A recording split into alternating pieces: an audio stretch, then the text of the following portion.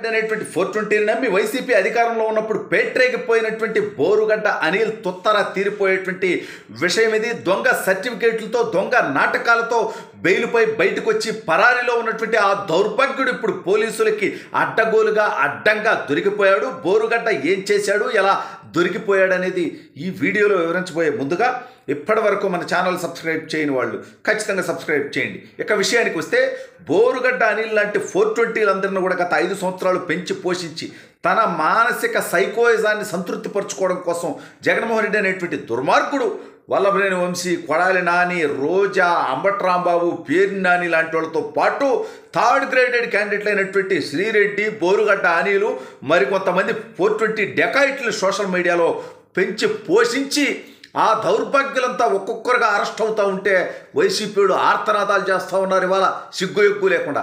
అయితే ఈ బోరుగడ్డ అనిల్ అనేటువంటి దౌర్భాగ్యుడు పవన్ కళ్యాణ్ గారి కుటుంబ సభ్యుల్ని కూడా మాట్లాడాడు. పవన్ కళ్యాణ్ గారి పిల్లల గురించి కూడా తప్పుడు కూతలు కూశాడు. పవన్ కళ్యాణ్ గారి తల్లిని అన్నాడు. పవన్ కళ్యాణ్ గారి భార్యని కూడా కారు కూతలు కూశాడు. నీ బెడ్రూమ్కి వస్తాను, ఏం పీక్తావు, ఏం చేస్తావని ఇష్టం వచ్చినట్టు మాట్లాడాడు. ఇక చంద్రబాబు నాయుడు గారిని, లోకేష్ అన్న అయితే జగన్మోహన్ రెడ్డి అనుమతిస్తే వాళ్ళు పేకలు 10 నిమిషాల్లో వస్తా అన్నాడు. ఈ దౌర్భాగ్యుడు ఎంత ఖండకావరంతో అంటే జగన్మోహన్ రెడ్డి అనేటువంటి మానసిక వ్యాధిగ్రస్తుని సంతృప్తిపరచడం కోసం. అయితే కూటమి ప్రభుత్వం అధికారంలోకి వచ్చిన తర్వాత ఇతను చేసినటువంటి దందాలు, దోపిడీలు, కారుకోతలు వీటన్నిటి మీద కూడా ప్రభుత్వం చర్యలు తీసుకుంటూ పోలీసులు కేసులు నమోదు చేయడంతో ఇతను జైల్లో ఉన్నాడు. అయితే ఆ సందర్భంలో కూడా ఈ దౌర్భాగ్యుడి వల్ల దాదాపు 11 మంది పోలీసు అధికారులు సస్పెండ్ అయ్యారు.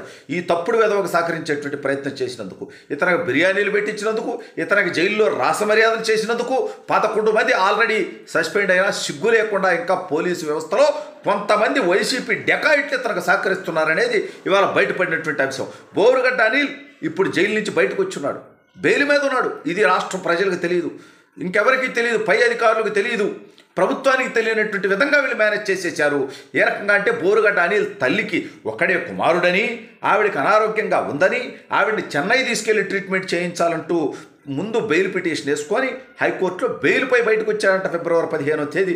ఇంతవరకు బయటికి రాలా ఆ విషయం. 25 రోజులు దాకా అవుతా ఉంటే కనీసం. అయితే మార్చి 1వ తేదీ మళ్ళీ ఇంకా ఆవిడ ఇంకో 15 రోజులు ఆసుపత్రిలో ఉండాలి కాబట్టి బోరుగడ్డ అనిల్ కూడా బయట ఉండాలని చెప్పి మళ్ళీ బెయిల్ పొడిగించుకుంటూ, మధ్యంతర బెయిల్ పొడిగించుకుంటూ వస్తే మళ్ళీ పొడిగించడం జరిగింది. అయితే 11వ తేదీ కల్లా నువ్వు జైల్లో లొంగిపోవాలి, జైలు సూపరింటెండెంట్ దగ్గర అని చెప్పి కోర్టు చెప్పడం జరిగింది. అయితే బోరుగడ్డ అనిల్ అనేటువంటి దౌర్భాగ్యుడు ఫోన్ స్విచ్ ఆఫ్ చేసుకొని పరారీలో ఉన్నాడు. ఎందుకు ఈసారి తీసుకొస్తే అయితే పోలీసులు దీని మీద ఎంక్వైరీ చేసిన మీద నిజంగా వీళ్ళ తల్లికి బాలేదా, నిజంగా చెన్నైలో ట్రీట్మెంట్ తీసుకున్నారా అంటే అదంతా పచ్చి ఫేకు.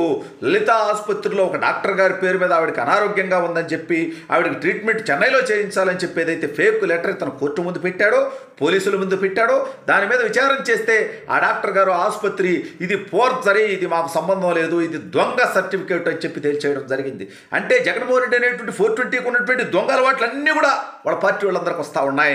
మనం చూసాం జగన్మోహన్ రెడ్డి అనేటువంటి 420 ఒక తప్పు చేసి ఆ తప్పు నుంచి తప్పించుకోవడం కోసం మరిన్ని తప్పులు చేయటం, అదే వాళ్ళ పార్టీ వాళ్ళందరికీ కూడా అలవాటు. వల్లభనేని వంశీ అనేవాడు కూడా ఈ మధ్య మనం చూసాం ఒక కేసు నుంచి తప్పించుకోవడం కోసం, తెలుగుదేశం పార్టీ కార్యాలయం మీద దాడి చేసినటువంటి కేసు నుంచి తప్పించుకోవడం కోసం ఆ కేసు ఎవరైతే పెట్టాడో సత్యవర్ధన్, అతన్నే కిడ్నాప్ చేసి అతన్ని బెదిరించి దొరికిపోయి అసలు ముందు తెలుగుదేశం పార్టీ కార్యాలయం మీద దాడి చేసినటువంటి కేసు కంటే కూడా ఇప్పుడు అతను కిడ్నాప్ చేసింది పెద్ద కేసు అయిపోయింది. అంటే మరింత కూరుకుపోయాడు.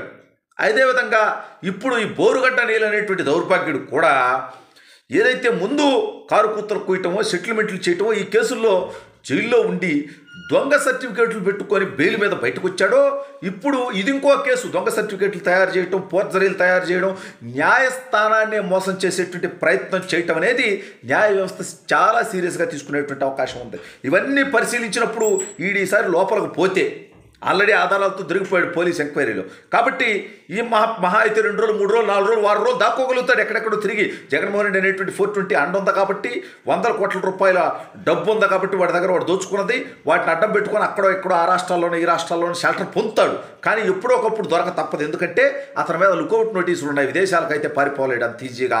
ఎక్కడన్నా ఇంకా సముద్రంలో నుంచి ఎక్కడన్నా సీక్రెట్గా పారిపోవాల్సిందే తప్ప. అయితే ఇప్పుడు కాస్తే వారానికి దొరికినా 10 రోజులకు దొరికినా విషయం పొక్కింది కాబట్టి రేపు 11వ తేదీ వచ్చి సరెండర్ అయినా ఏది ఏమైనా సరే ఈసారి బోరుగడ్డ అనేది కనీసం బెయిల్ వచ్చేటువంటి పరిస్థితి కూడా ఉండదు అనేది అర్థమైపోయింది కాబట్టి అసలు వచ్చి లొంగిపోతాడా, లేకపోతే పోలీసులే అతన్ని పట్టుకొని ఈడ్చుకొచ్చేటువంటి పరిస్థితి ఉంటుందా అంటే ఇప్పుడు పోలీసు వ్యవస్థ మీద కూడా ఒక ప్రెజర్ అయిపోయింది.